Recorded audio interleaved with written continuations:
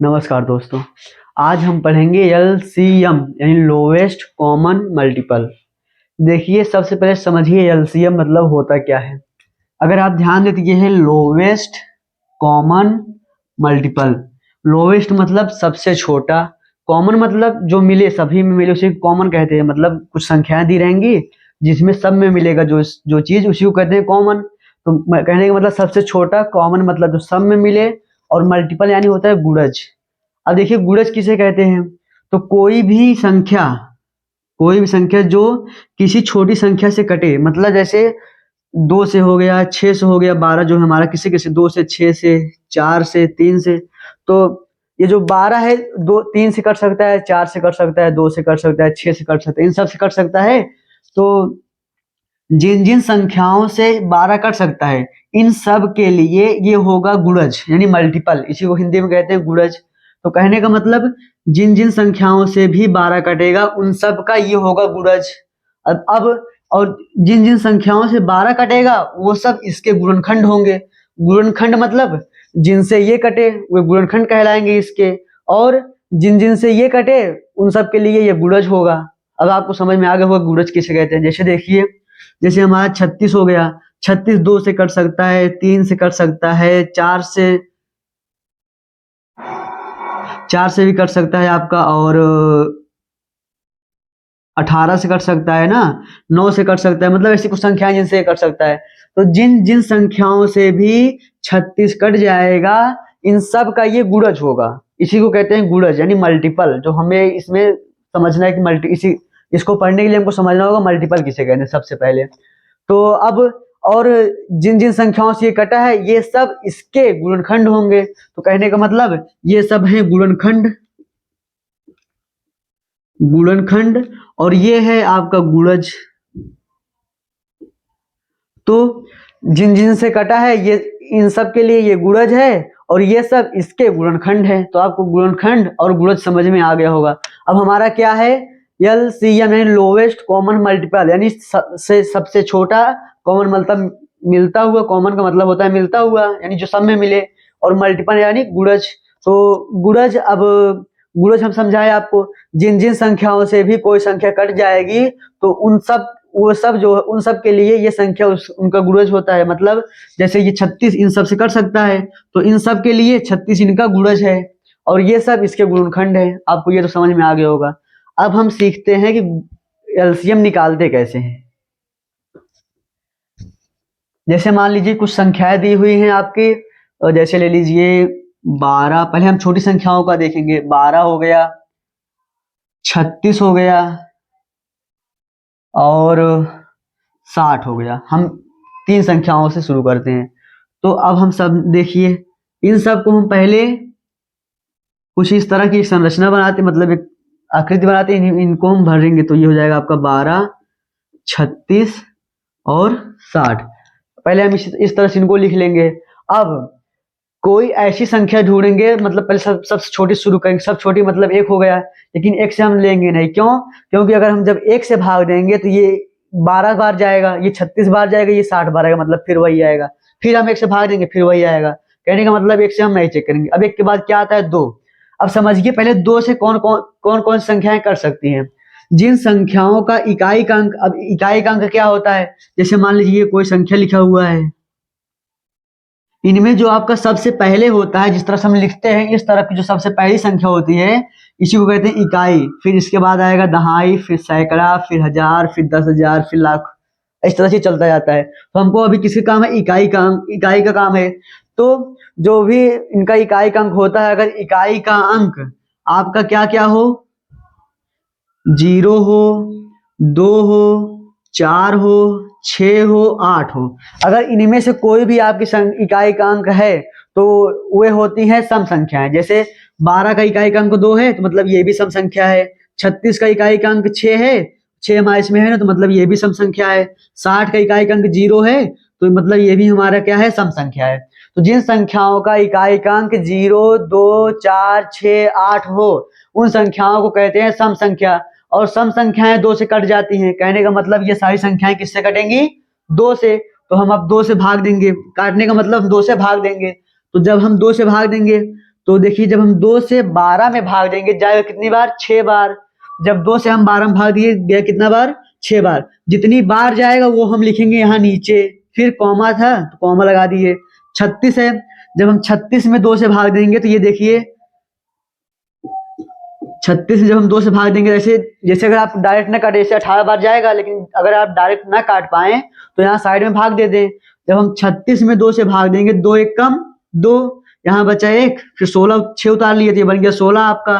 फिर 2 8 16, ये कट गया। अब कितनी बार गया, 18 बार। तो जितनी बार जाएगा वो हम उस संख्या के नीचे लिख देंगे, तो यहाँ हो जाएगा 18।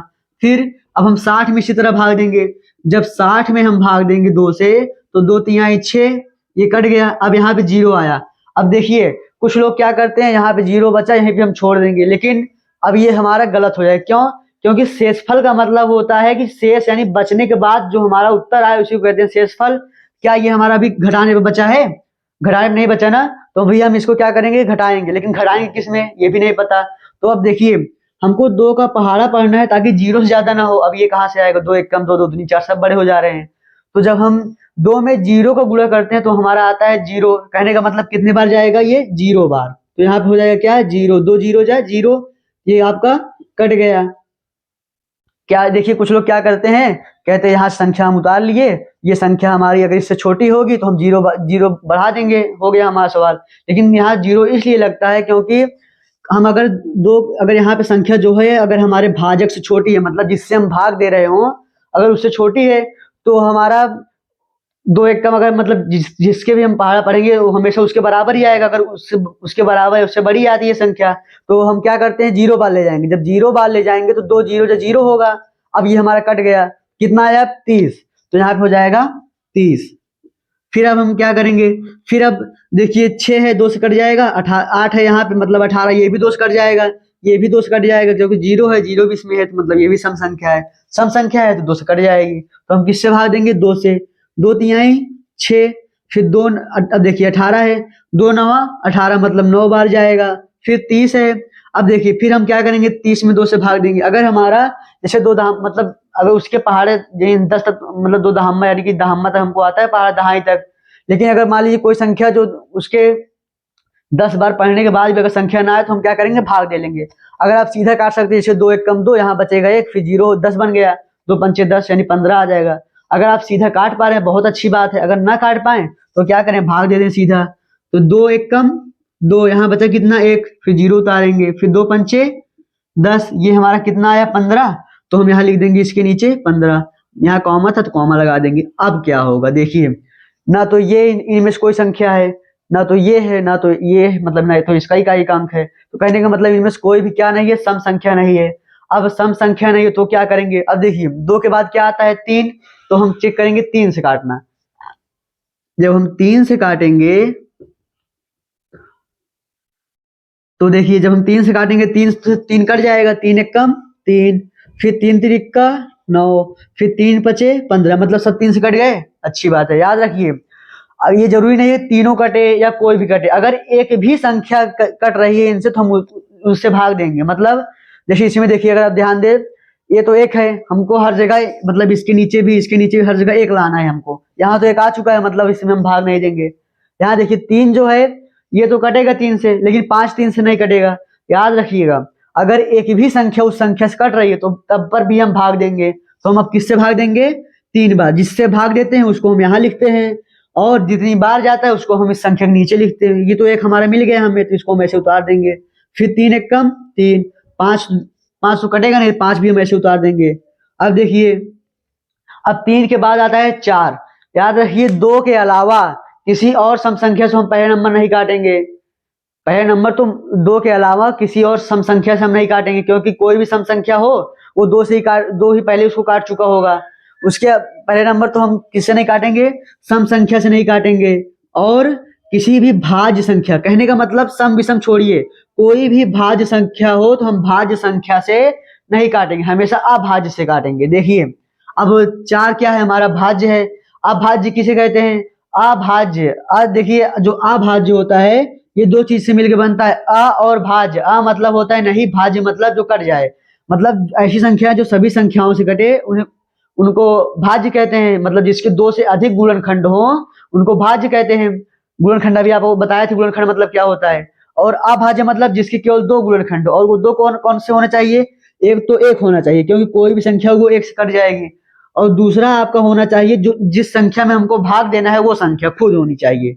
मतलब जैसे मान लीजिए अगर हमको ए में भाग देना है तो ए खुद होनी चाहिए, जिस संख्या में भाग दे उसी संख्या से वो कटेगी, या फिर उससे कटेगी या तो फिर एक से कटेगी। तो ऐसी संख्याएं जो संख्याएं केवल खुद से कटे या फिर एक से कटे उनको अभाज्य संख्या कहते हैं। तो कहने का मतलब जिससे हम भाग देंगे वो संख्या हमारी क्या होनी चाहिए, अभाज्य संख्या होनी चाहिए। अब देखिए, तो 5 से हम भाग देंगे, 5 एक कम 5 और एक ये है ही पहले से, इसको ऐसे उतार देंगे।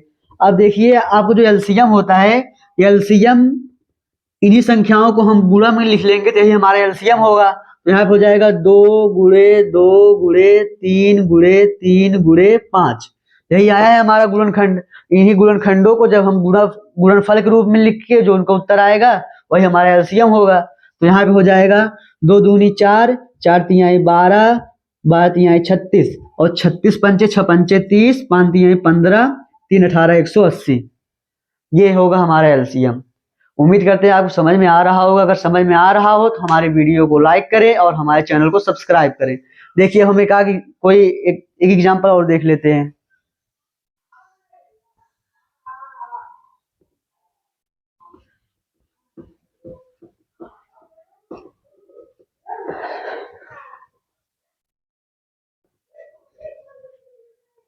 अब हम ले लेते हैं, जैसे हो गया हमारा 24, 27, 54।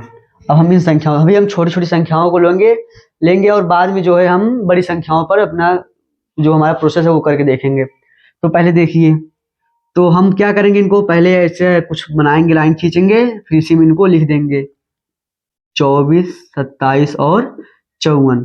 अब देखिए अगर आप ध्यान दें तो इसमें सम संख्याएं दो हैं, एक तो 24 है और एक 54 है। सम संख्याएं किन्हें कहते हैं, जिनका इकाई का अंक 0 हो, 2 हो, 4 हो, 6 हो, 8 हो, जिनका इकाई का अंक ये होगा वह सम संख्याएं होती हैं। तो इसमें सम संख्या कौन कौन सी है, एक तो 24 है, एक तो 54 है, क्योंकि इन्हीं का इकाई का अंक इन्हीं में से कोई मिल रहा है। और जो 27 है इसका इकाई का अंक 7 है, तो कहने का मतलब ये सम संख्या नहीं है।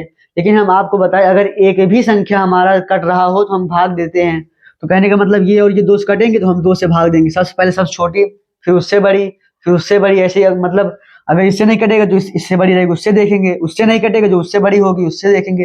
लेकिन ध्यान इतना देना है हमको सिर्फ और सिर्फ अभाज्य संख्याओं से ही देखना है। तो देखिए जब हम 24 में 2 से भाग देंगे तो ये हमारा जाएगा 12 बार। कैसे जाएगा, देखिए 24 है, 24 में 2 से भाग देंगे, 2 एक कम 2, ये कट गया, यहाँ उतारे 4, फिर 2 दूनी 4, कट गया, आपका कितना आया 12।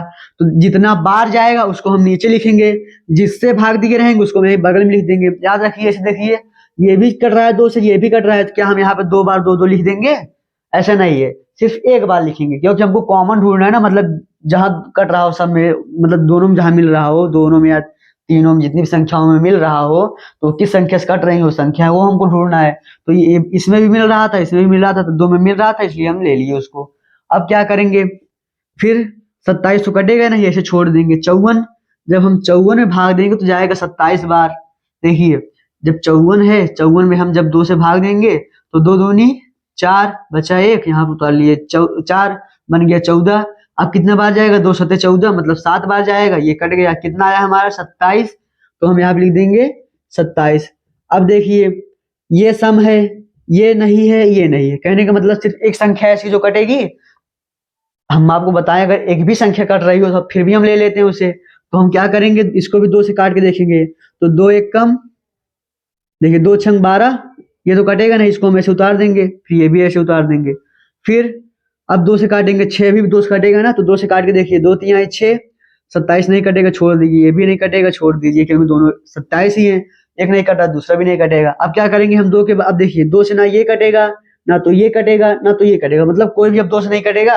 अब 2 के बाद क्या आता है 3, तो हम 3 से देखेंगे, जब 3 से देखेंगे, 3 एक कम 3, 27, 27 किससे 3 से कटेगा, देखिए 7 3, मतलब 7 2 9, 9 क्या है हमारा 3 से कटेगा, तो इसका मतलब 27 भी कटेगा, तो 3 9 27, फिर ये भी 3 9 27, जब 3 5 9 बार पढ़ेंगे 27 आएगा, मतलब पूरा कट जाएगा ना।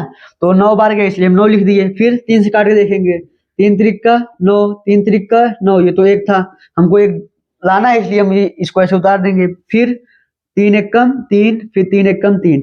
तो कहने का मतलब हम ऐसी संख्याएं ढूंढेंगे जिनसे ये संख्या कटती हो, सबसे पहले सबसे छोटी, फिर उससे बड़ी, फिर उससे बड़ी। लेकिन कौन सी संख्या है, अभाज्य संख्याओं से हम चेक करेंगे। तो कहने का मतलब सबसे पहले सबसे छोटी अभाज्य संख्या से देखेंगे, फिर उससे बड़ी, फिर उससे बड़ी, फिर उससे बड़ी, लेकिन अभाज्य संख्या होनी चाहिए। तब तक काटेंगे जब तक कि हमको यहाँ पर हर जगह 1 ना मिल जाए। हमें 1 मिल गया, अब क्या करेंगे, अब एलसीएम जो होगा वो क्या होगा, अब हमारा जो एलसीएम हो जाएगा, इन्हीं को हम गुणा में लिख देंगे, वही हमारा एलसीएम होगा। तो हो जाएगा 2 गुणे 2 गुणे 2 गुणे 3 गुणे 3 गुणे 3। ठीक, अब इनका गुणा कर लीजिए। 2 दूनी 4, 4 दूनी 8, 8 त्रिक 24, 24 तिया 72, और 72 तिया 3 दूनी 6, 7 त्रिक 21, यानी 216।